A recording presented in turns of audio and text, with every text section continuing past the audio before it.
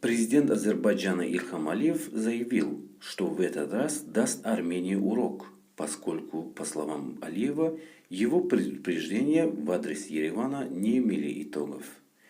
«Я предупреждал Армению после тувузовских событий, я несколько раз предупреждал, что они пожалеют, если не откажутся от своих грязных деяний.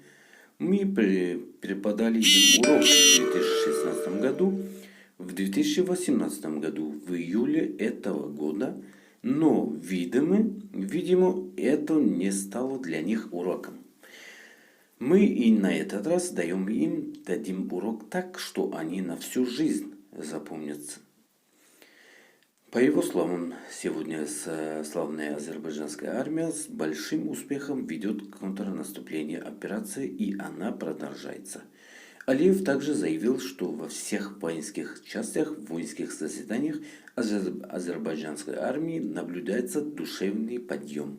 Число добровольно записавшихся в армию исчисляется десятками тысяч человек.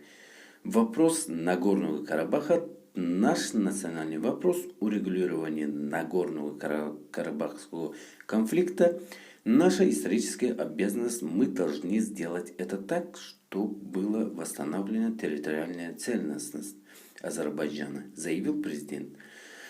Утром 27 сентября возобновились боевые действия в Нагорном Карабахе. Около 6:00 Баку начал атаку по всей линии соприкосновения. Азербайджан эти действия называет контрнаступленной операцией. По данным Степанктера, обстрелу подверглись более 50 населенных пунктов республики. Обе стороны несут потери в живой силе. С обеих сторон также есть потери среди гражданского населения, уничтожается боевая техника противников. И несколько жилых домов, и жилых государственных, и погибли очень много людей, больше 200 человек, это точно.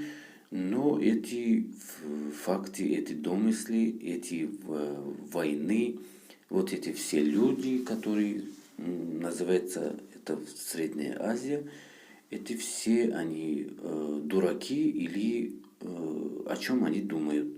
Ведь на кону жизнь людей, погибнут очень много людей. И в итогом счете что будет? Пишите в комментариях обязательно. Войну надо остановить или разгромить полностью.